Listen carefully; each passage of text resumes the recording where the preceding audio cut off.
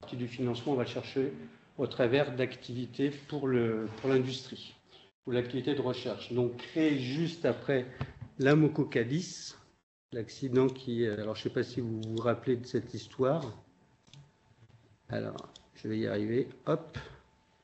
Et donc, on crée après l'accident de l'Amoco Cadiz et on voit que le CEDRE est une toute petite structure, puisqu'on est moins de 50 personnes, services administratifs compris, et qu'en fait, chaque gros accident maritime a eu un impact sur notre vie, puisque nous avons eu des financements et ça nous a permis de recruter. Donc, je n'irai pas jusqu'à dire qu'on attend le prochain accident avec impatience, il ne faut pas exagérer. Après l'Amoco Cadiz, on travaille essentiellement sur une problématique hydrocarbures. Et pourquoi on a fait ça? Parce que l'État, quand il a dû faire face à tout ce pétrole sur les plages, il n'y avait pas de structure pour intervenir, il ne savait pas comment faire. Donc l'État a pris des gens de différentes administrations et les ont basés à Brest, puisque nous avions l'Amoco Cadiz qui était à Brest. Tous ces gens ont commencé à travailler ensemble, et une fois que les opérations de nettoyage se sont terminées, c'est-à-dire pratiquement 3 ans plus tard, qu'est-ce que l'État a décidé de faire? Eh bien, de pérenniser ce groupe de travail, puisque juste après l'Amoco Cadiz, il y a eu un autre accident, qui est un autre accident. Et de fil en aiguille, le CEDRE est devenu 100% CEDRE, il n'y a plus de mise à disposition. On travaille sur la problématique du pétrole déversé accidentellement, des produits chimiques déversés accidentellement, et aussi des débris solides, que ce soit en mer, en rivière, et on intervient en France et puis en fait à l'international un peu partout dans le globe, puisqu'on est référencé maintenant au niveau de l'Europe, on est pro-européen, on adore l'Europe, et l'Europe a une protection civile très puissante et qui va mettre à disposition des gens pour intervenir n'importe où sur le globe. Et là, il y a eu des alertes, que ce soit un volcan, un tsunami ou une marée noire. L'Europe choisit des experts et le CEDRE est identifié comme fournisseur d'experts et il nous envoie, on a fait le Sri Lanka, on a fait le Bangladesh, on a fait les Philippines. Chaque fois qu'il y a un accident majeur, comme le CEDRE c'est le seul à avoir cette spécialité, eh bien on intervient sur l'ordre de l'Europe. Enfin, évidemment, missionné par le gouvernement français. Alors pourquoi missionné par le gouvernement français? Puisqu'on est association loi 1901, on a un conseil d'administration dans lequel vous retrouvez tous les ministères, la plupart des ministères devrais-je dire. On a des membres élus qui sont des représentants de la région, on a la région Bretagne qui vient de rentrer aussi dedans, et puis on a l'industrie, puisque comme toute association, vous devez avoir dans votre board un peu d'administratif et puis de société privée. Donc voilà, on fonctionne comme ça. Évidemment, quand vous travaillez sur la problématique, par exemple, du pétrole, si vous allez voir un élu et que vous lui demandez un financement pour faire une recherche sur l'hydrocarbure, il va éclater de rire parce qu'il a d'autres priorités. Donc les 53% de notre financement, on va le chercher auprès de l'industrie. Et c'est pour ça que vous retrouvez Total, puisqu'en fait, si on doit vendre des études sur la problématique de la pollution, des risques associés à ce type d'hydrocarbures ou de produits chimiques, seul un professionnel du pétrole va pouvoir nous fournir des financements. Donc ils sont présents là, et puis évidemment à côté de ce conseil d'administration, on a un comité stratégique, et là dans le comité stratégique, c'est là que se sont définis nos axes de recherche, nos priorités, et en fait comme on travaille pour le ministère de l'Environnement, mais avec un lien fort vers le secrétariat général de la mer, eh bien le secrétariat général de la mer nous demande de suivre l'actualité. Je vais terminer par 2-3 slides sur la révolution qu'il y a dans le transport maritime, le changement de carburant, on laisse tomber le pétrole, et on va vers de la chimie. Alors, je ne sais pas si vous avez suivi ça, mais vous avez de l'ammoniac qui arrive, du méthanol, les batteries, ce qui engendre d'autres types de problèmes et d'activités. Hop. Alors, conclusion de tout ça, le CEDRE, je ne sais pas si vous connaissez cette histoire d'éléphant. En fait, on est un organisme un petit peu particulier, puisque les gens n'ont pas une vision complète de ce qu'on est. Il y a ceux qui vont travailler simplement avec certains services, comme tout ce qui est planification d'urgence. On a un travail auprès de l'industrie qui peut être pétrolière, mais pas que. Il y a la parachimie, il y a les ports. Et en fait, un port, dans son activité, doit définir un plan d'urgence. Ce plan d'urgence, il doit le définir en fonction de ce qui rentre et ce qui sort de son port. Du coup, il y a une analyse de la chimie. Quels sont les produits chimiques qui trafiquent chez eux? Quels sont les risques associés? Donc, il y a des gens qui nous connaissent pour cette activité-là, d'autres qui nous connaissent pour notre travail au laboratoire, d'autres parce qu'on est un centre de formation. En fait, l'intervention en mer est sous la responsabilité de la Marine nationale française. On n'a pas de garde-côte comme dans les pays anglo-saxons. C'est la Marine nationale française qui intervient pour sauver le plaisancier, mais aussi le chimiquier en difficulté, le porte-conteneur en difficulté. Et du coup, ces gens vont venir se faire former au CEDRE, et donc on a des installations un petit peu atypiques, et chaque année, on a à peu près 1000 personnes qui viennent chez nous pour suivre, apprendre de nouvelles techniques de lutte. Et puis, évidemment, nous avons notre département de recherche, avec une activité assez importante. Importante, évidemment, au niveau national, mais le but de la recherche est toujours aussi d'avoir cette collaboration. Donc on travaille vraiment à l'international, et d'ailleurs on est un peu plus connu au Canada par le milieu universitaire et pas que les administrations. Voilà un petit peu tout notre périmètre. Donc je suis allé vite, mais c'est bien. Si vous avez des questions, surtout vous n'hésitez pas. Alors là, pour rentrer un peu plus dans comment on définit nos activités au sein de l'équipe recherche, enfin au sein du CEDRE.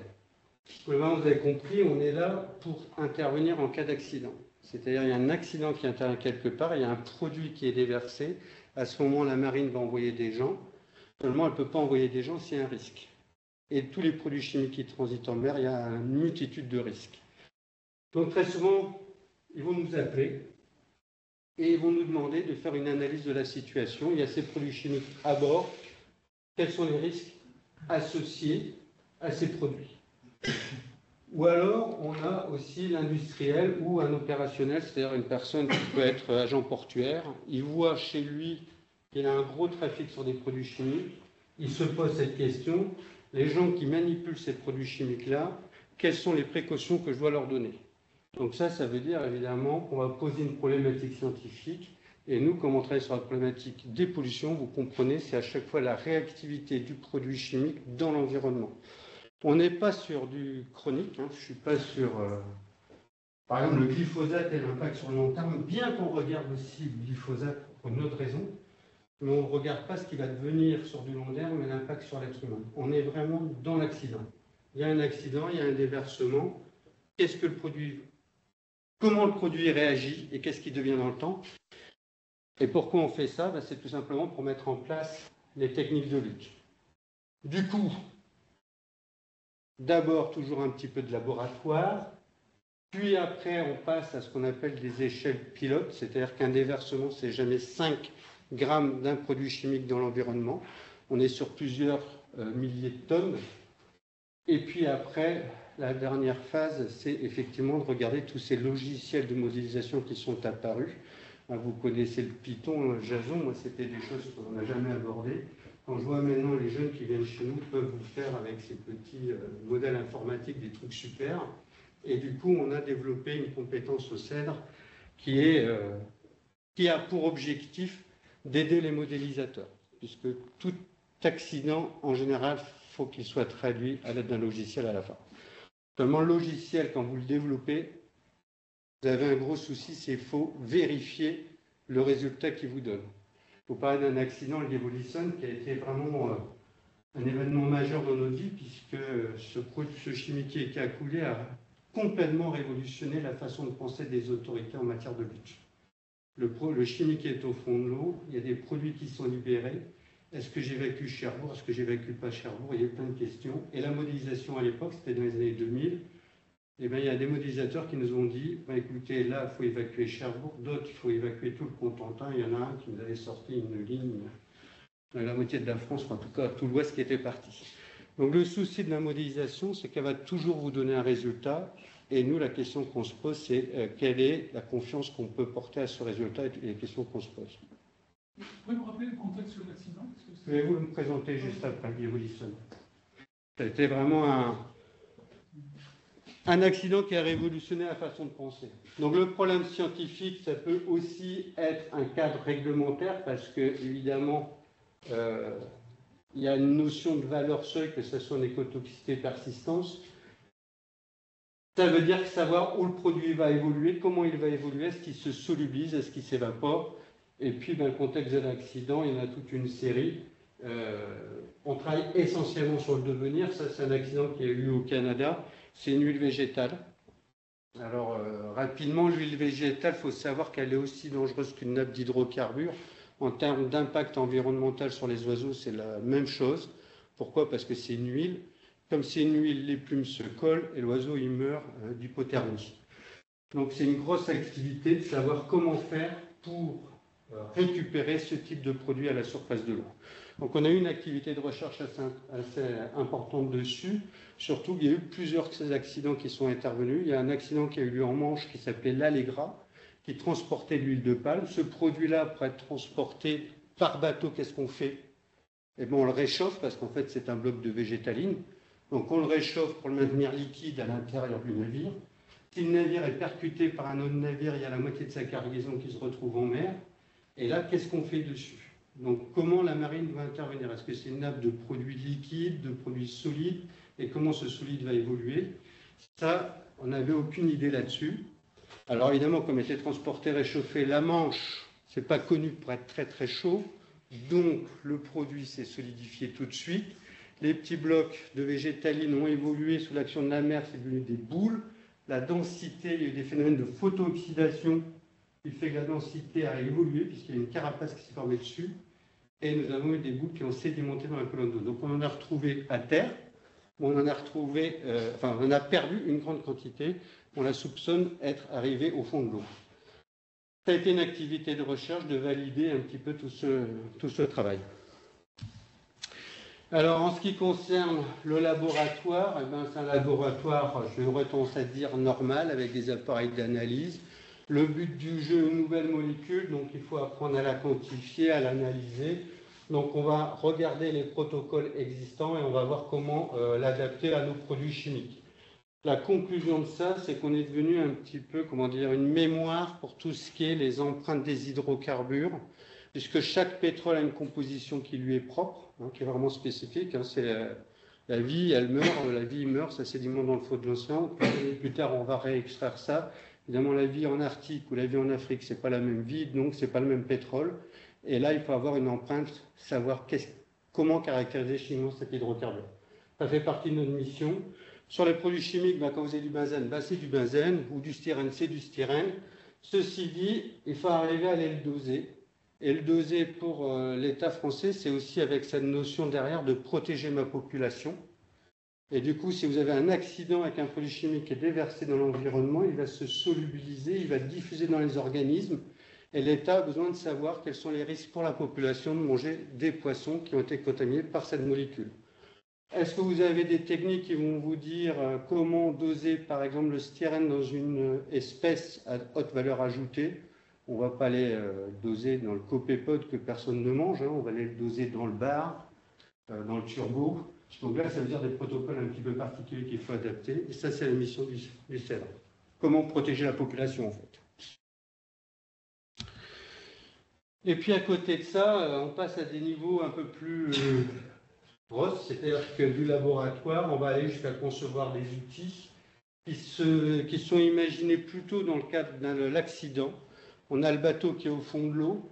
On ne peut pas laisser notre bateau comme ça. Donc, du coup, on va réfléchir aux moyens à mettre en place pour aller récupérer notre cargaison. Et puis, on va aussi réfléchir à des petits dispositifs pour évaluer l'impact potentiel sur la faune ou la flore marine. Donc, on se retrouve à faire des installations un peu bizarroïdes dans un contexte d'urgence accidentelle. Ce qui est développé dans le cadre de l'urgence accidentelle, évidemment, après, on le fait évoluer. Et on le fait évoluer pour mieux comprendre la réactivité de nos produits chimiques en mer, mais soit directement au milieu naturel, ou alors dans des milieux contrôlés, comme à l'aide de ce bon chimie ou de cette colonne infinie. Donc là, c'est des outils qu'on développe avec pour objectif de regarder un point précis.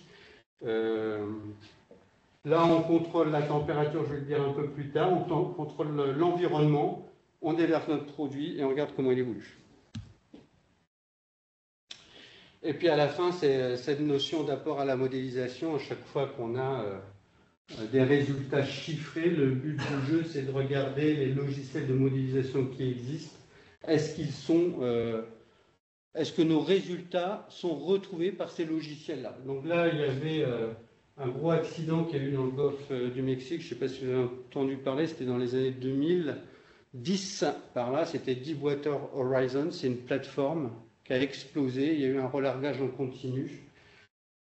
Qu'est-ce que les Américains ont mis en place? Pour la première fois de l'histoire, ils ont utilisé un produit chimique pour disperser le pétrole directement à la sortie du puits. Ce produit chimique s'appelle un dispersant, hein. C'est très utilisé pour la nappe de pétrole en surface, on peut la disperser.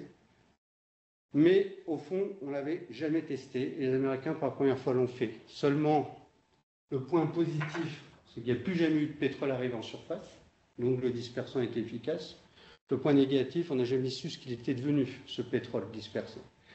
Donc du coup, on a développé des outils, et là, vous voyez, vous avez ces espèces de demi-luges de pétrole, et là, vous avez le pétrole tout seul qui remonte dans notre colonne. On voit bien que c'est une bulle qui est plus ou moins sphérique. Et dès le moment où vous ajoutez du dispersant, vous voyez apparaître des histoires d'érosion mécanique de votre gouttelette de pétrole qui est liée à la présence des tensioactifs du pétrole. Donc à chaque fois, on a ça, la problématique scientifique, un premier travail de laboratoire, puis un travail à l'échelle pilote, avec à chaque fois l'objectif, c'est alimenter tout ce qui est modélisation.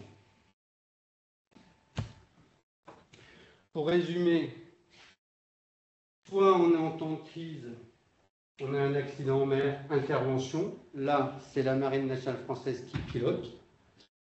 Pour arriver à comprendre la réactivité du produit chimique qui est à bord là, dans ce navire, l'eau va finir par rentrer par les élans, ça va réagir avec le produit chimique, ça va être libéré.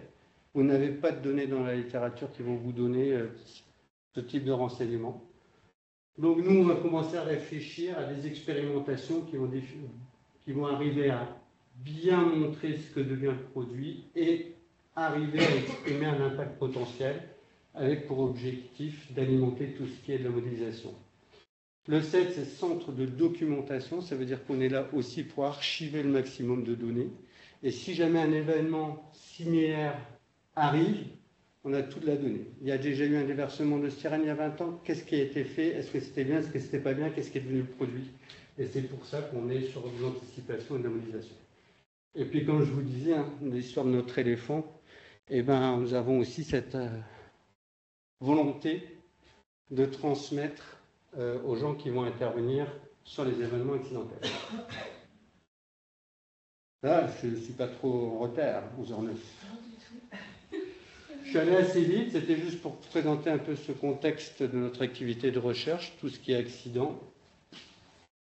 Maintenant, vous montrer un petit peu le trafic maritime et puis comment on aborde ça en termes de devenir dans l'environnement.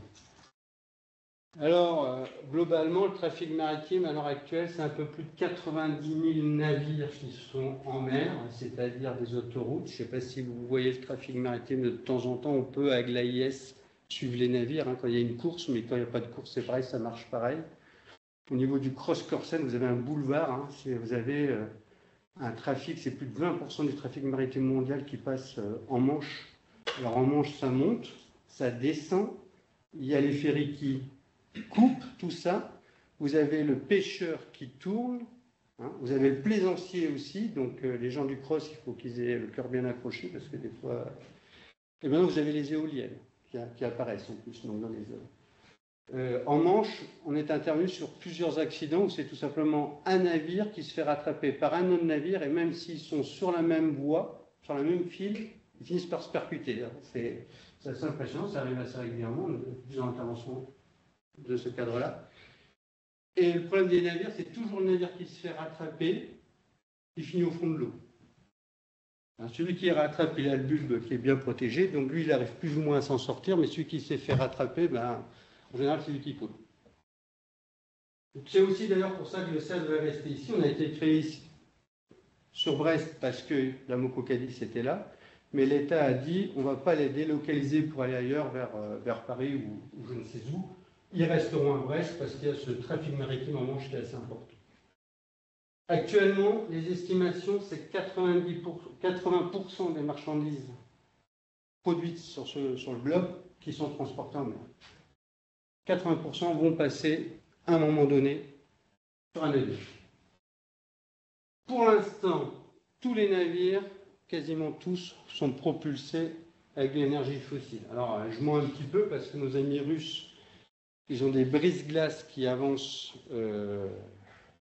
avec un réacteur nucléaire. Donc ils ont l'énergie nucléaire à bord. Et j'ai vu dernièrement qu'il y a un porte-conteneurs chinois qui va aussi avoir ce petit réacteur nucléaire et du coup qui va être propulsé à l'énergie nucléaire. En France, on sait que CMA-CGM, c'est un vieux serpent de mer. C'est quelque chose qu'ils ont en tête depuis très longtemps parce que c'est quand même l'énergie qui restera la plus intéressante, l'énergie nucléaire ou l'énergie électrique. Et surtout, ça résout un petit peu le problème de ces gaz à effet de serre, puisque l'Organisation maritime internationale qui chapeaute un petit peu tout le trafic maritime a dit en 2030, il n'y a plus d'émissions de gaz à effet de serre par le milieu, par les navires. 2030, ils doivent baisser de 80% et c'est 2050 où ça doit être quasiment à zéro. Donc pour l'instant, on est toujours sur HFO, c'est Heavy Fuel Oil, MGO, enfin bon, tout ça c'est de l'hydrocarbure évidemment, sauf le gaz naturel, mais qui reste comme un hydrocarbure. Consommation, alors il y a des gens qui disent que ça équivaut à peu près à 11 États. Bon, je voudrais bien savoir comment ils font cette estimation, puisque les États-Unis ne consomment pas la même chose que la France.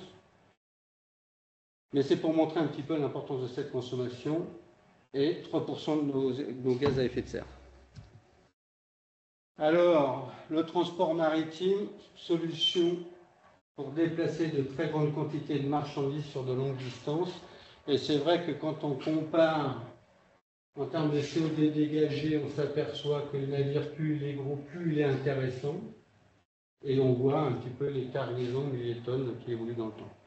Comparaison entre la route, le train, ou l'avion.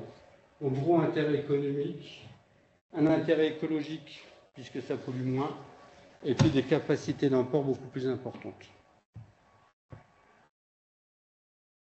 Alors, là, je ne vais pas vraiment parler du pétrole, je vais juste dire ce qu'on fait sur les produits chimiques. Alors, qu'est-ce que c'est qu'un produit chimique en termes de réglementation de l'OMI, Organisation maritime internationale? C'est en fait des substances nocives et potentiellement dangereuses. En fait, ça correspond à tout.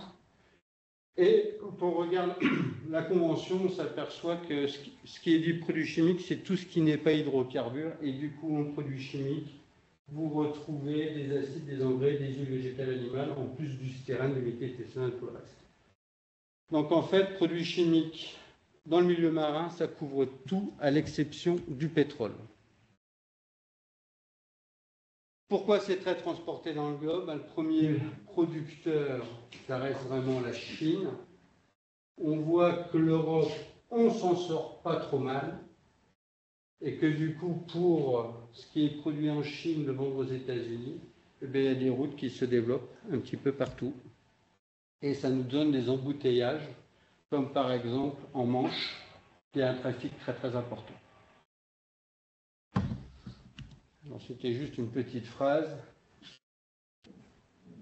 On est à 71 milliers de tonnes pour les ports français en 2020. 71, ça commence à faire un chiffre relativement conséquent. Et vous avez toutes les statistiques qui sont mises là, que vous pouvez télécharger. Quand on regarde un petit peu derrière ces grandes quantités, qu'est-ce qu'on va voir transiter? On a essentiellement de l'acide sulfurique, du sodium, de l'acide phosphorique, en fait, beaucoup de bases, beaucoup d'acide et pas mal de bases. Et puis après, ne sont pas pris en compte là-dedans tout ce qui est huile végétale, alors qu'en fait, c'est considéré comme un produit chimique. Donc l'activité du cèdre, elle s'est intéressée à faire un peu cette analyse, parce que si on voulait choisir un produit afin de mieux appréhender son comportement, il fallait choisir un produit. Choisir son produit, c'était savoir celui qui était le plus transporté. Alors la particularité des acides, tout ce qui est acide sulfurique et acide phosphorique. L'acide phosphorique, c'est un accident, hein, c'est l'accident d'un chimique qui s'appelait Lecce en Manche. Il s'est retrouvé sur le fond et l'autorité dit on ne peut pas laisser ce navire avec cette cargaison d'acide phosphorique à bord, il faut en faire quelque chose. Alors selon vous, qu'est-ce que ça devient l'acide phosphorique dans de l'eau de mer? Ça se solubilise évidemment. Hein, Seulement, le problème auquel on a été confronté, c'est que l'acide phosphorique, comme l'acide sulfurique, qui est très transporté au niveau des pores, ça a une densité très élevée. Et en fait, ça vous fait un effet cocktail. Et au laboratoire, vous voyez bien quand vous faites vos mélanges, vous voyez à chaque fois l'acide qui se retrouve dans le fond. Alors, quand vous êtes dans un pore et que vous avez un déchargement d'acide sulfurique qui se passe mal, ça veut dire que l'acide sulfurique tombe à l'eau, sédimente dans la colonne d'eau et va rentrer en contact avec la vase. Si il est en contact avec la vase, dans le pore, qu'est-ce qui se passe? Ouais, l'acide sulfurique va bouffer la vase, tout ce qui est matière organique. En bouffant la vase, qu'est-ce qui se passe? Alors, pour les animaux, là, on n'en parle même plus. Le meilleur moyen de se débarrasser d'un corps, c'est de le tromper dans ce type de cargaison. L'acide phosphorique, en fait, ça va libérer tout ce qui est pollution métallique. Puisque la matière organique étant digérée, tout ce qui est les métaux qui ont été accumulés au cours des années et des années dans ce pore libère quelque chose. Alors, on a travaillé avec la fac de Brest parce que dans le cadre de cette acide de Lecce, avec sa libération d'acide phosphorique, on s'était dit, bon, quels sont les risques de voir apparaître des métaux lourds dans l'eau, dans la colonne d'eau. Avec la fac de Brest, on va échantillonner dans le port de Brest, ouvre la partie, puis une fois qu'on revient avec notre sédiment, on dit, bon, qu'est-ce qu'on va rechercher comme métaux? Alors, on a commencé à regarder du cuivre, du zinc, de l'aluminium, puis à chaque fois qu'on mettait un nouveau métal, on le trouvait. C'était un peu trop facile. En fait, notre environnement portuaire à Brest est particulièrement impacté par toutes ces activités dans les années et il est particulièrement contaminé. Ceci dit, ça voulait dire quoi? Ça veut dire que sur nos lieux de l'accident, s'il y avait un risque de libération de métaux lourds, ça veut dire du coup les organismes filtreurs qui vivaient à côté, moules, huîtres, il fallait faire attention à la consommation. En gros, interdire la consommation à cet endroit-là. Alors ces accidents, ils interviennent en mer, en estuaire, littoral, port, selon des pourcentages variables. Ce n'est pas quelque chose qui est ponctuel, ça arrive de façon régulière. On a des accidents, on doit faire face à des problématiques du genre feu et fumée contaminée. On a le cas de cet Adamandas où on pensait que le problème était réglé puisqu'on n'avait que des petites billes de fer. Donc en termes de réactivité du fer, on dit ça va rouiller. Mais en fait, c'est des petites billes qui sont réduites. Donc qu'est-ce qui s'est passé? C'est qu'elles ont commencé à absorber l'oxygène de l'air. Comme nous étions au niveau de la Réunion, c'était très humide. Elles ont absorbé l'oxygène, la température a commencé à augmenter, puis comme on absorbe l'oxygène de l'air et tout ça, on libère aussi de plus en plus d'hydrogène parce qu'il y avait cette humidité, il y avait de l'eau en fait. Donc ils absorbent l'oxygène, ils libèrent l'hydrogène, la température augmente. Donc dans les cuves du navire, il y a eu une grosse crainte d'explosion puisqu'on avait production d'hydrogène et du coup un point chaud. Là, l'accident de l'Allegra, je vous en ai parlé, puis je ne sais pas si vous avez vu ou entendu parler de cet accident qui est assez récent. C'est vraiment un grand sujet de préoccupation pour nous, c'est tout simplement la citerne de chlore qui, lors de son transport, elle est mal accrochée ou le câble casse. 12 morts, 260 blessés, qu'est-ce qu'on va faire là? Nous, quand l'événement intervient, on peut vraiment plus rien faire. Sur cet événement, on ne peut plus rien faire. Par contre, le transport de chlore, d'ammoniac, c'est assez important. Donc, on va travailler sur la modélisation. Ce qui n'était pas prévu, c'était que le nuage reste au ras comme ça, au ras qui n'arrive pas à se décoller. Du coup, c'est pour ça que ça a été le gros problème qu'ils ont eu à gérer. 260 personnes qui arrivent brutalement à l'hôpital, il faut arriver à pouvoir gérer ça. Ce qui est arrivé là, c'est la crainte que l'on a pour tous les ports du nord de la France, notamment avec ces nouvelles énergies qui apparaissent. Et du coup, on a un projet que je vous présenterai vite fait à la fin, qui montre que l'on peut faire sur ce type d'événement. Donc notre produit, il est à bord d'un navire qui peut se retrouver au fond de l'eau, ça commence à fuir, on a une nappe à la surface. Quels sont les risques pour la population si on a un nuage gazeux, comme je viens de vous montrer, qui arrive? Quel est l'impact sur les animaux que l'on pourrait éventuellement manger? Donc c'est vraiment raisonner sur comment réagit le produit, où est-ce qu'il va, est-ce que c'est l'eau qui est contaminée, est-ce que c'est l'air? Donc la réaction rapide qu'on a développée au fil des ans, bien aidée par l'Europe, c'est de travailler sur la physico-chimie de nos produits et à partir de certaines valeurs comme la solubilité et la pression de vapeur, on arrive à dire où le produit va aller. Standard européen behavior code, c'est directement accessible sur Internet et on vous dit en fonction de ses propriétés physico-chimiques si votre produit va rester dans l'eau ou s'il va aller dans l'air. Seulement le problème de ça, c'est une approche qui est très théorique et on se pose toujours la question de le confondre à la réalité. Est-ce que c'est vraiment ce qui va être observé? Et c'est pour ça que je vous ai parlé de cet accident du Yehudi-Sun, puisqu'en fait, quand notre chimiquier se retrouve au fond de l'eau, cette théorie, elle est, entre guillemets, impactée par les conditions de l'environnement à ce moment-là. Donc notre chimiquier est en difficulté dans une grande tempête, il est pris en remorque, il arrive là et malheureusement, il finit par couler. Avec à bord du styrène qui est un composé neurotoxique, une cétone qui est explosive et l'alcool, c'était celui qui nous posait moins de problèmes puisque, en fait, on le savait être 100% soluble. Évidemment, juste quand l'épave, le navire arrive sur le fond, par 30 mètres de fond, l'État a dit on ne peut pas laisser un chimiquier avec toute cette cargaison au fond de l'eau, c'est un risque pour tout, c'est une bombe. Donc il va falloir intervenir dessus. Éliminer tout risque pour la population, mais aussi pour les gens qui naviguent. Seulement, les conditions météo, c'est arrivé au mois de novembre, elles étaient tellement mauvaises qu'on ne pouvait pas être sur zone. Et du coup, les opérations de nettoyage, entre guillemets, de l'épave sont intervenues l'été suivant. Mais entre-temps, on a dû réfléchir sur les risques associés à ces produits. Alors, c'est juste pour vous montrer rapidement comment on procède. On a ce genre de diagramme, c'est le code SEBC présenté différemment.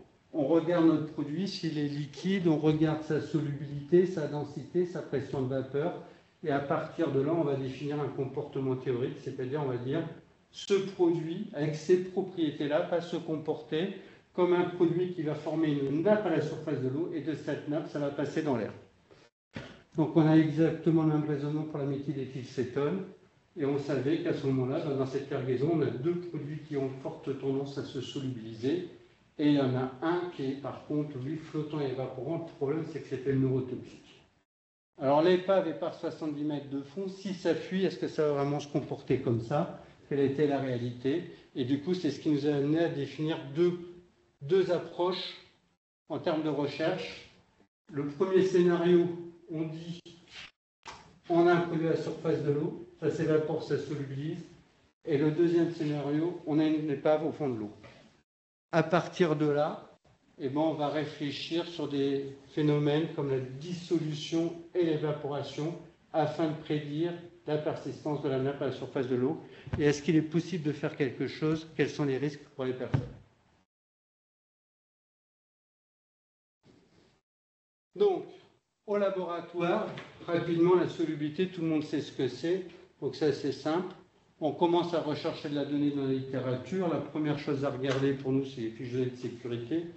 Comme on a un produit chimique qui a un propriétaire, il y a un fabricant associé, on va voir ce fabricant, on lui demande sa fiche de sécurité, et comme ça on arrive à avoir des données qui correspondent vraiment à la cargaison, vraiment à ce type de benzène et pas à un autre benzène. On regarde aussi beaucoup le site de l'Europe REACH, je ne sais pas si vous en avez entendu parler, hein, ce site c'est vraiment très très bien fait, et vous avez énormément d'informations sur la chimie. À partir de là, on arrive à avoir des informations sur la dissolution de notre produit, est-ce qu'il va se solubiliser rapidement ou pas. Évidemment, au laboratoire, on va essayer de contrôler tout ça, on va vérifier les valeurs que l'on a, de façon à pouvoir anticiper le devenir de la cargaison. Et là, c'est une jeune fille qu'on a eue en thèse, qui a fait un gros travail, et notamment a commencé à comparer les équations mathématiques qui sont disponibles dans la littérature pour tout ce qui est dissolution de nos produits chimiques. Alors, il y a pas mal d'équations, il y en a surtout qui utilisent le coefficient de partition, coefficient de partage octanal O. On a une équation générale de la solubilité, mais qui ne fonctionne pas si le point de fusion n'est pas adéquat. On a des équations de solubilité qui prennent en compte directement les atomes qui vont constituer notre molécule. Malheureusement, si ça marche très bien pour les hydrocarbures, dès qu'on a du soufre ou de l'oxygène, ça marche un peu moins bien. On a la solution Aquafax. En fait, il existe un certain nombre d'équations dans la littérature qui vont vous donner la solubilité ou prédire la solubilité de votre produit chimique. Seulement, on a toujours un certain nombre d'incertitudes sur nos mesures. Pourquoi ? Parce que très souvent, la solubilité, elle est faite dans de l'eau douce. Or, on sait qu'il y a un effet du sel, on peut dire salting in ou salting out, Sechenov, qui a montré que le sel, ça va favoriser la dissolution, la solubilisation, au contraire la freiner. Et puis notre gros souci, c'est qu'on est toujours dans les températures du laboratoire. Et en fait, quand notre produit chimique se retrouve dans l'eau, on n'est jamais à ces températures-là. Donc il y a des équations de Van 't Hoff. Donc en fait, on arrive au laboratoire à définir des plans d'expérience et on dit ces équations, elles ont le mérite d'exister. À chaque fois qu'on les utilise, on tombe un petit peu à côté. Donc, on a décidé de développer un plan d'expérience. À l'aide du logiciel Nemrod, il nous a calculé une belle équation où on a la solubilité qui va être exprimée en fonction de la salinité et de la température. Donc on augmente la salinité, on augmente la température, on choisit des températures. En salinité, on n'est pas allé au-delà de 34 pour 1000, ça ne servait pas à grand-chose puisque on ne regarde pas trop au niveau de la mer Rouge, on est plutôt en Manche et Méditerranée. Et en température, on a pris entre 10 et 25 degrés. On définit ce plan d'expérience et ça veut dire qu'en fait, on va faire des tests de solubilité selon une norme un tout petit peu adaptée et on va mesurer la dissolution de notre produit chimique, comment il évolue dans le temps. Typiquement, dans le cadre de sa thèse, elle a fait plusieurs produits qu'elle a passés en revue. Et là, c'est juste un exemple, par exemple, le dichlorométhane, à température constante, la salinité diminue significativement la solubilité, et à la salinité constante, la température augmente la solubilité. Voilà, c'était le travail. Évidemment, elle a sorti une équation mathématique, et pour le périmètre et des conditions de salinité et de température, on sait que voilà, la dissolution va se passer comme ça. Alors pour les modélisateurs, c'était particulièrement intéressant. Ils ont pu mettre ça dans leur logiciel et ainsi arriver à couvrir une zone géographique beaucoup plus étendue. Et dire mon produit chimique, s'il est solubilisé à cet endroit-là, s'il est relargué à cet endroit-là, voilà comment sa dissolution va se passer. Bon, le problème de ça, c'est que ça fait quand même pas mal de tests au laboratoire. Donc dans un cadre d'urgence accidentelle, c'est un petit peu compliqué. Du coup, on a décidé de continuer à creuser cette relation entre salinité et température de l'eau pour exprimer la dissolution. Et on a eu la chance avec l'Université de Brest, c'était Madame Mireille Privat, qui a mis en place une équation de thermodynamicienne. Alors là, je ne pourrais pas vous expliquer, parce que j'étais complètement perdu. Et cette équation-là, elle faisait un lien entre la dissolution, la température et la salinité. C'était magnifique, ça fonctionnait très bien. On a un seul problème. C'est qu'elle a fait appel à un paramètre de thermodynamique qui est l'enthalpie de mélange de notre solution, qu'on ne trouve pas vraiment dans la littérature. Donc en fait, pour pouvoir appliquer cette équation mathématique, il nous fallait une valeur qui était non fournie dans la littérature scientifique. Bon, le problème, en fait, là, on se marche un peu dessus. Elle a présenté tous ses résultats au Collège de France à Paris. C'était un très beau travail. Elle a eu les félicitations pour ce qui a été fait. Sur le plan opérationnel, on était assez content de cette relation, mais comme il y a un paramètre qu'on n'arrive pas à trouver, on reste un petit peu bloqué. Donc, on est revenu à notre approche pragmatique. C'est pour ça que j'avais mis dans le titre de la présentation, où on fait de la physico-chimie de façon opérationnelle, c'est-à-dire qu'on va aller chercher des valeurs directement sur le terrain. Et du coup, vous allez voir comment on procède à l'heure actuelle. Nous avons notre nappe de produits. Notre nappe de produits, il faut qu'on sache ce qu'elle devient. Mesurer la dissolution, c'est une chose. Nous avons un risque avec l'évaporation et les intervenants. Donc, du coup, on est obligé de passer avec des dispositifs de ce type. Ça, c'est un dispositif que nous avons fabriqué au Cèdre. C'est un réservoir qu'on peut remplir d'eau douce ou d'eau de mer, différentes salinités. On contrôle la température de notre bassin, donc on peut dire on travaille à cette température-là. On a notre soleil qui est là avec des lumières très spéciales, pour bien avoir le spectre solaire, et un ventilateur. Et là, on est dans des conditions très contrôlées, puis on va se dire, bah, tiens, soit on est au niveau de la Corse, soit au niveau de la Bretagne, on fait varier la température, l'intensité du soleil, et on déverse notre produit chimique à la surface de l'eau. Et là, on va regarder comment il se distribue entre l'air et l'eau. Et on n'est plus que sur de la dissolution. Et ça, c'est important parce que quand la personne va intervenir sur la pollution, va avoir besoin de savoir s'il risque de respirer ou pas du produit chimique. Donc ça, c'est un outil qu'on a développé et on fait passer nos produits chimiques dedans et on va suivre les concentrations dans l'eau, dans l'air. Et typiquement, on voit la dissolution, la persistance et l'évaporation. La persistance, c'est un paramètre très intéressant puisque si la nappe persiste que pendant 1 heure, ça veut dire qu'en termes d'intervention, on ne fera rien sur ce produit-là. Parce que le temps de déployer des moyens pour aller, c'est trop tard. Donc c'est un paramètre qu'on regarde bien et on va essayer de définir comme ça des fenêtres d'intervention. Plus le produit persiste à la surface de l'eau et plus il sera nécessaire à l'autorité d'intervenir. Comme je vous disais, intervention en mer, marine nationale.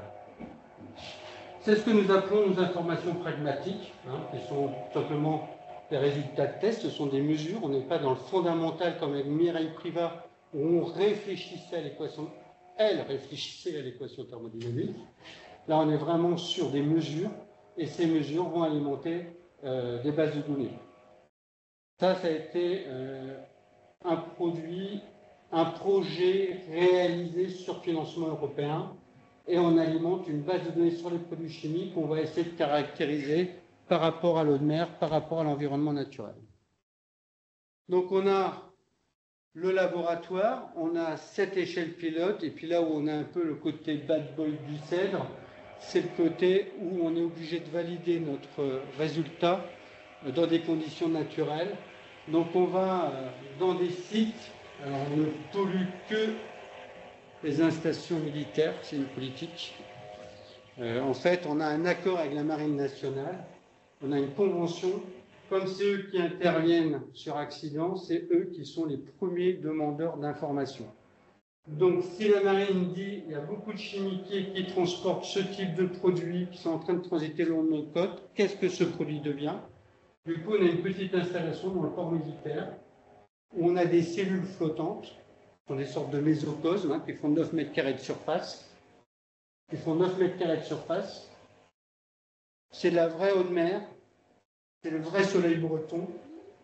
On déverse notre produit et on regarde ce qu'il devient en faisant des mesures dans l'air et des mesures dans l'eau. Donc le laboratoire et l'échelle pilote, on contrôle toutes nos conditions expérimentales et là on passe dans le milieu naturel parce que dans le milieu naturel il y a toujours des petits problèmes. Il y a le phytoplancton, il y a le zooplancton, il y a machin ceci.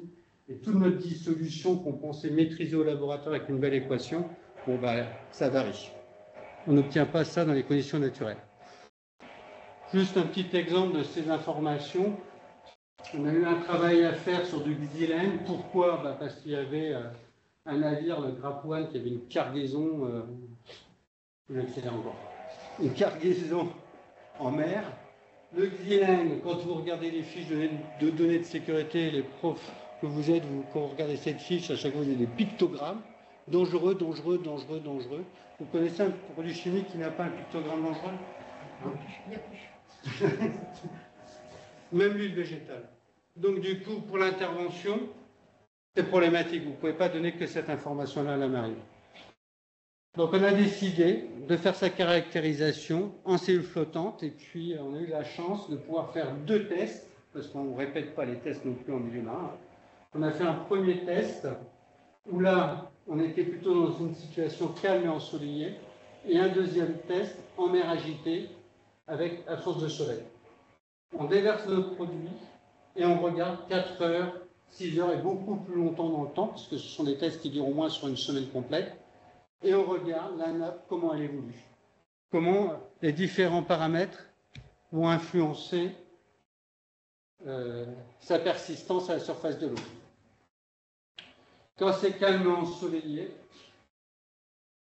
elle a persisté moins de 6 heures. Ça voulait dire que le produit était soit passé dans l'air, soit passé dans l'eau. Mais il n'était plus à la surface. En ce qui concerne l'évaporation, on a suivi les concentrations. Et là, on a trouvé un phénomène assez intéressant qu'on n'avait jamais mis en avance. C'est pour ça qu'on a changé notre bon chimie, d'ailleurs. On lui a mis cette capacité d'irradiation solaire.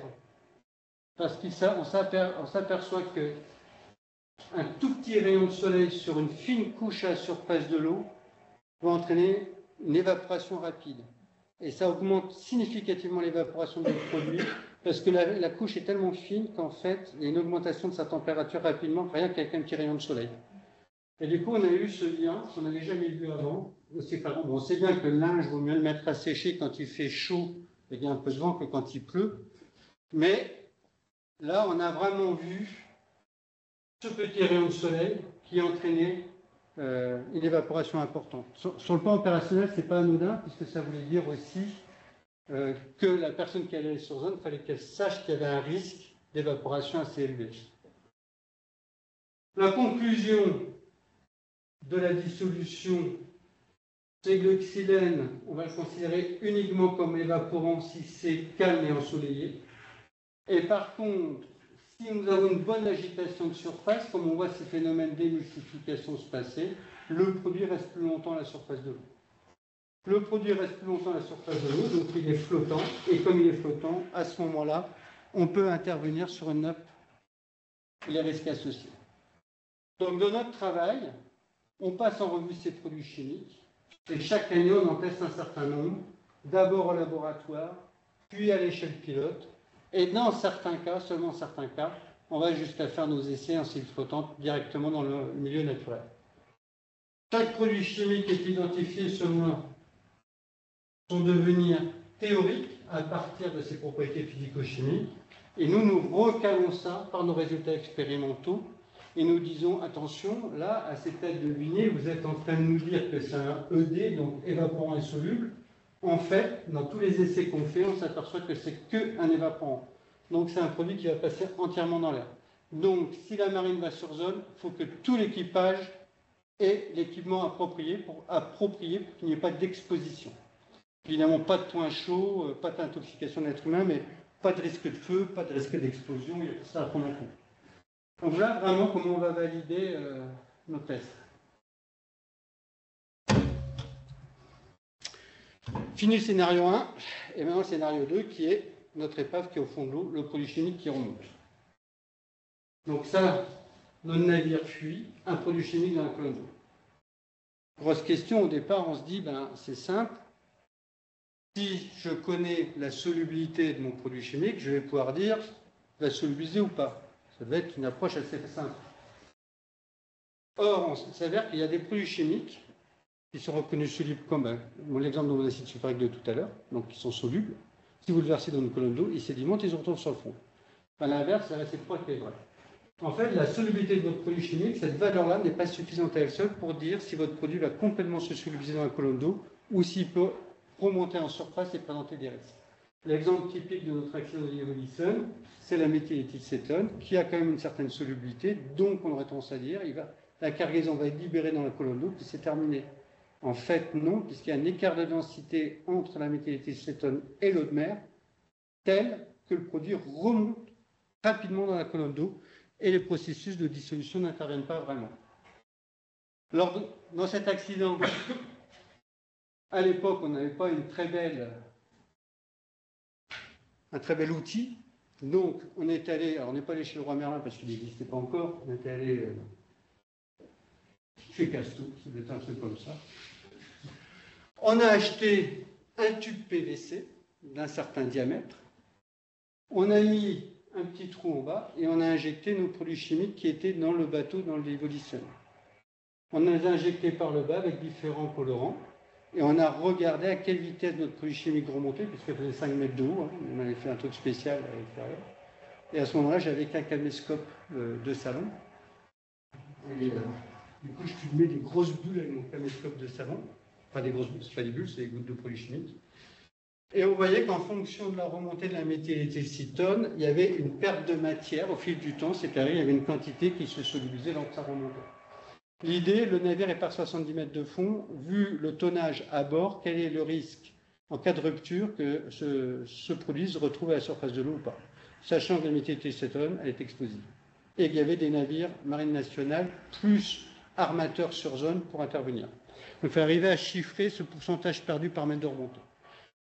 On est arrivé à sortir des résultats qui n'ont pas été considérés comme étant trop aberrants. Conclusion de ça, on a eu du financement du ministère de l'Environnement pour passer à un outil un petit peu plus sophistiqué. Alors je ne sais pas si vous voyez bien, là j'ai des petites bulles, des petites gouttes de produits chimiques qui remontent dans la colonne d'eau. Et on a travaillé donc sur le styrène. Alors au début c'était caméscope de salon. Bon, l'image, vous voyez, c'est pas très exploitable parce que le problème c'est qu'on n'arrive pas à savoir où est le contour de notre bulle. On ne voit pas ça très très bien.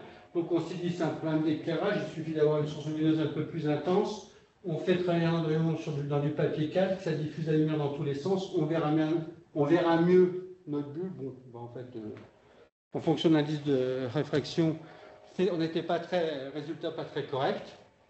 Et du coup, on a continué à travailler et on est passé à cette technique de l'ombroscopie directe. Je ne sais pas si ça vous parle, les physiciens là.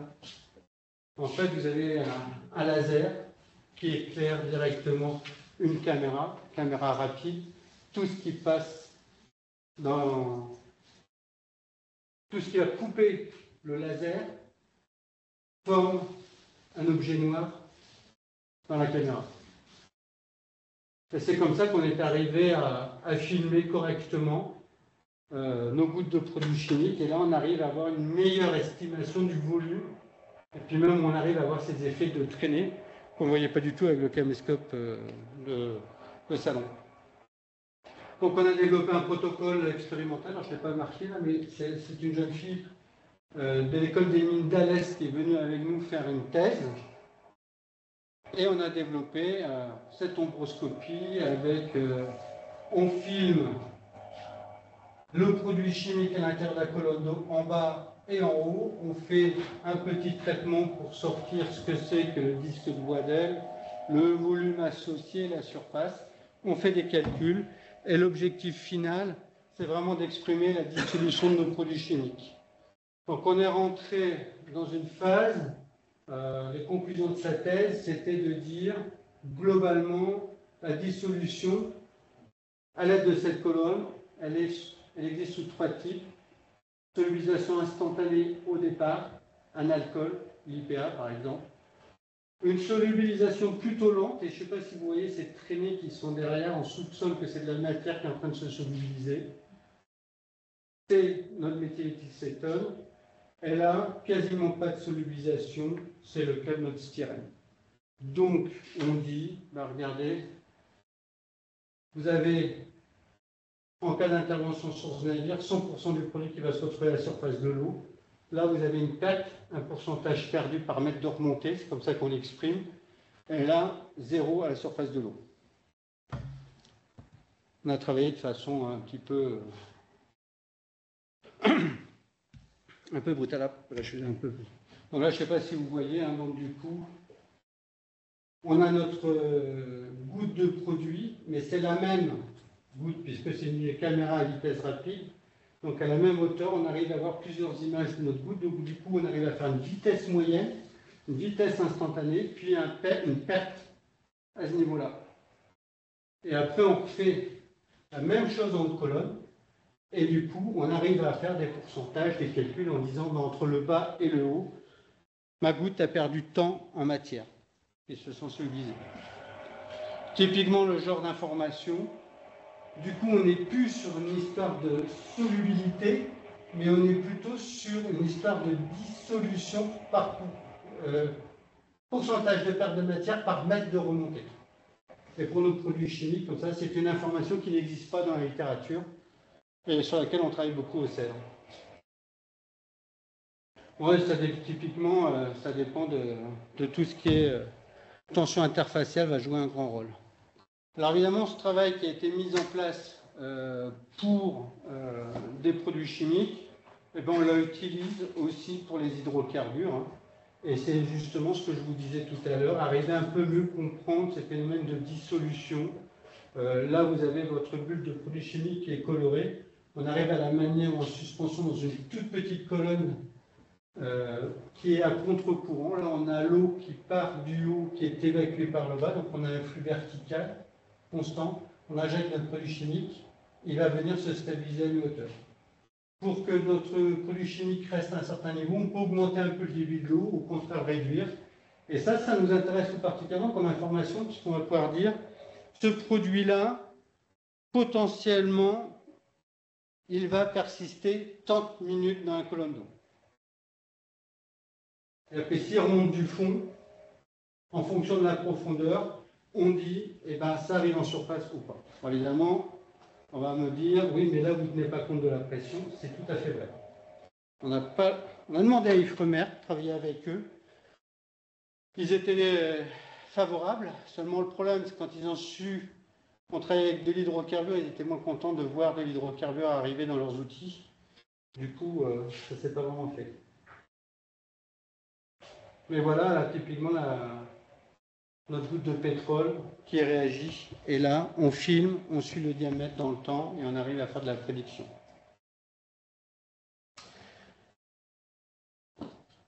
C'était vite, hein. Mais bon, c'est ça que je max. Oui. Dans votre colonne d'eau, il y a du courant ou pas? Quand vous étudiez la remontée, l'eau elle est fixe, vous étudiez juste la remontée. Alors on a de la densité. Ouais, alors on a deux colonnes. On a la grande, qui est l'eau, on la garde, la colonne d'eau stable, elle est fixe. Et la petite, par contre, là on met une colonne d'eau en mouvement. Au lieu que ce soit le produit qui remonte dans une colonne d'eau, là par contre c'est la colonne d'eau qui descend et le produit il est stable à un moment donné. Du coup c'est là qu'on suit cette dissolution dans le temps. Et à aucun moment vous étudiez le courant non. Horizontalement? Non. Parce qu'il y a ça dans la mer aussi. Absolument. Ça doit impacter. Oui, absolument. C'était le gros débat sur la plateforme au Golfe du Mexique, puisque dès le moment où ils ont injecté du dispersant, il n'y avait plus de pétrole qui arrivait à la surface. Donc il y a eu deux écoles. Il y a ceux qui disaient les gouttes étaient tellement petites qu'elles se sont complètement dispersées, érosion mécanique, on ne les voyait plus dans la colonne d'eau. Et la deuxième école qui disait, ah oui d'accord, vous avez fait ça, maintenant ça veut dire que sur les côtes françaises, européennes, on va voir du pétrole arriver. Parce que justement, dans la colonne d'eau, vu le courant, il y allait potentiellement. On n'a jamais vu de pétrole du Golfe du Mexique arriver chez nous. Ça ne veut pas dire qu'il est arrivé sous forme de micro-gouttes. Oui, je ne crois pas vraiment en fait. Parce que quand vous êtes complètement dispersé, c'est vraiment des toutes petites gouttelettes, hein, qui sont pas très, c'est vraiment des tout petits volumes. Il faut savoir que vous avez une surface de contact entre l'eau et le pétrole qui est telle que vous avez une vie qui va se développer autour. Et du coup, vous avez ce qu'on dit les processus de biodégradation, donc les bactéries qui pourraient être là pour manger le pétrole. Bon, sachant que le pétrole n'est jamais biodégradable à 100%, hein, sinon il n'y aura pas de pétrole sur Terre. Donc ça veut dire qu'il devrait en rester quelque chose. Mais après, la concentration en dispersant autour de ma goutte de pétrole fait qu'il y a cette petite érosion mécanique là qu'on voyait. Donc la goutte, elle devient de plus en plus fine. Et en fait, le pétrole disparaît parce que c'est une dissolution, quoi. Enfin, pourquoi les galets sont ronds? Exactement le même principe. Et du coup, je ne pense pas que ça sera arrivé chez nous. J'ai une toute petite question. Vous contrôlez est-ce que vous avez un gradient de température aussi sur le projet? Oui. Alors, sur la grande colonne de 5 mètres de haut, on triche. La colonne de 5 mètres de haut, on triche un peu parce pour maintenir l'eau à une certaine température, ce qu'on fait, c'est qu'on maintient l'eau de la salle. Donc, elle est mise dans une salle où on peut contrôler la température. Donc, on contrôle la température de la salle. On remplit notre colonne d'eau la veille au soir. On laisse pendant toute la nuit. Quand on arrive le lendemain, notre eau a la bonne température, enfin la température de la salle. Bon, le directeur gueule un peu, le directeur respecte un peu quand on travaille sur des températures élevées, parce que là, ça consomme sur la chaudière, ça tire pas mal, donc faites attention. Mais est-ce que vous arrivez à avoir un gradient de température sur la colonne? Dans la colonne d'eau elle-même, non. En vert à 70 mètres Oui, c'est pas la même température, je suis d'accord. Mais dans ce cas-là, ce qu'on fait, c'est qu'on ne va pas faire gradient de température, on va travailler à plusieurs températures. Parce que comme on a une hauteur d'eau qui est quand même relative, 5 mètres, c'est pas si haut que ça. Donc on préfère travailler à plusieurs températures et puis on fait une sorte de... Puis n'oubliez pas, hein, c'est que nous, on n'est pas comme l'université qui va faire de la recherche fondamentale, c'est pas Mireille Privat tous les jours chez nous. Hein. On n'est pas sur ces équations de thermodynamique. On veut une information qui puisse être très opérationnelle, donc on ne regarde pas 2 chiffres après la virgule. On fait beaucoup d'approximations.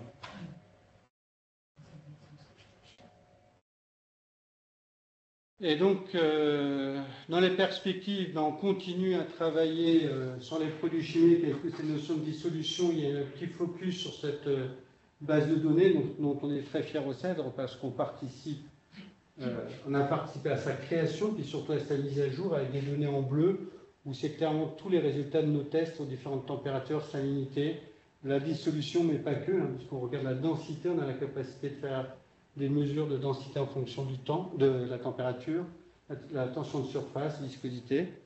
Donc ça, on continue. Le plus dur, créer une base de données, c'est relativement facile. La maintenir en vie, c'est problématique. On a aussi cet objectif de toujours améliorer nos outils pour comment suivre la dissolution. Et là, on voit notamment ces sondes qui sont très utilisées dans l'industrie chimique. Quand on mélange 2 produits chimiques, et pour savoir s'ils ont atteint les bonnes proportions de l'un et de l'autre, ils ont ce type de sonde. Alors c'est commercialisé par la société Sensotech. Donc en fait, une vitesse de la mesure du son qui varie en fonction de la concentration du produit. Du coup, on est en train d'équiper nos outils, en train de réfléchir à équiper nos outils, notamment en bande chimique, de ce type d'équipement pour avoir une mesure en continu et puis prendre ponctuellement un échantillon et aller au laboratoire. Notre grosse problématique du moment aussi, c'est tout ce qui est la révolution dans le transport maritime. Donc ce navire, vous avez du gasoil qui est ici. Pour parcourir la même quantité, le même chemin, la même distance, pour parcourir la même distance, ça c'est de l'hydrocarbure. Ici, nous passons au gaz naturel. En jaune, on passe au méthanol. Donc il faut un volume plus important. L'ammoniac encore plus important, et puis tout ce qui est l'hydrogène liquide encore plus important. Ça, c'est les différentes quantités nécessaires pour parcourir la même distance. Bon, évidemment, vous pensez bien que ce qui est intéressant avec l'ammoniac, vous n'avez plus de carbone. Il n'y a plus de carbone, il n'y a plus de dégagement de gaz à effet de serre dans l'atmosphère. Donc c'est pour ça que vous voyez apparaître toute cette problématique des navires qui vont être propulsés à l'ammoniac. Alors, propulsés à l'ammoniac, ça veut dire des questions différentes. Et vous avez le méthanol. Ce sont les 2 gros produits chimiques qui sont en compétition à l'heure actuelle. Maersk a déjà des navires en méthanol. CMA, CGM, bon, le gaz naturel bien sûr, mais le méthanol qui sont en train d'arriver. Le NH3 est présent. Le Vélic, je ne sais pas si vous êtes breton dans la salle, vous connaissez Grain de Sel, eux, ce sont les précurseurs sur tout ce qui est Vélic. L'idée, ça serait de voir si ça ne pourrait pas devenir en complément de certains gros porte-conteneurs. Je ne dis pas que c'est une des folles, loin de là, mais quand vous voyez la taille de ce navire, vous comprendrez bien que ça ne sera toujours qu'un complément. Donc le navire du futur, c'est plutôt un mélange de peut-être plusieurs types d'énergie. Donc le CED, là-dedans, qu'est-ce qu'il fait? On est sur tout ce qui est problématique, par exemple, de l'ammoniac. Alors avec la colonne, quand on utilise la dissolution de nos produits chimiques, on a aussi, on détourne des fois certaines activités, certains outils pour s'adapter. Et là, vous voyez, c'est de l'ammoniac, mais de l'ammoniac gazeux. Ce n'est pas du réfrigéré comme à bord des navires. Donc vous voyez, l'ammoniac gazeux qui est injecté dans une colonne d'eau de mer. Qu'est-ce que devient ce gaz? Est-ce que ce gaz va remonter en surface et former ce nuage toxique, ou est-ce qu'il va se solubiliser? Donc on a fait ce premier test là. Parce que si les navires rentrent dans un port, c'est tout le fonctionnement du port qui doit être repensé. Parce que les opérateurs, ils vont dire, attends, moi je ne vais pas sur ton navire avec de l'ammoniac sans être sûr qu'il n'y a aucun risque. Donc il faut remotiver les gens à intervenir, il faut redéfinir des zones de sécurité. Et là, ce qu'on est arrivé à montrer, en fait, c'est que vous voyez la dissolution.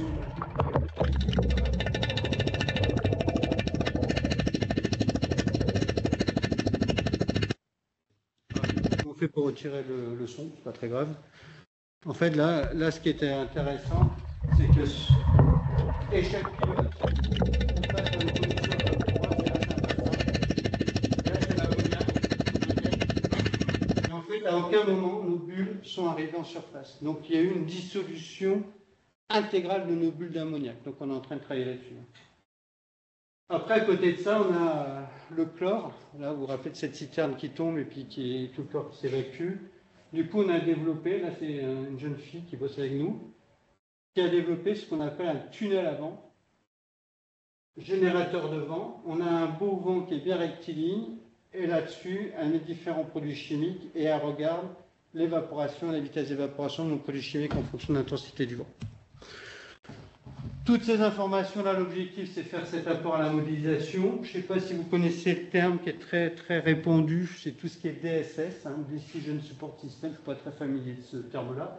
En fait, l'idée, c'est tout simplement que les gens qui vont gérer la crise en cas d'événement majeur aient accès à des outils qui vont les aider. Alors, vous avez les outils qui modélisent une nappe de produits à la surface de l'eau, des modules d'explosion, une base de données sur les produits chimiques adaptés au milieu marin, comme je vous disais, des cartes de sensibilité. Donc ça, c'est un gros travail qui est fait de valorisation de tous nos résultats et ces données mises à disposition de l'autorité. Et pour conclure, on sort pas trop mal. Vous avez tort? Il n'y aura pas de questions du coup. Non. Voilà, pour résumer, c'est parce qu'en fait, j'ai toujours peur des questions. Quand je suis questionné par un prof, c'est toujours effrayant. Donc c'est un moyen de les esquiver. Et donc, la recherche 7, c'est que ça, en fait. C'est rechercher de la collaboration, travailler avec les autres et surtout pas seul. Et de parler anglais.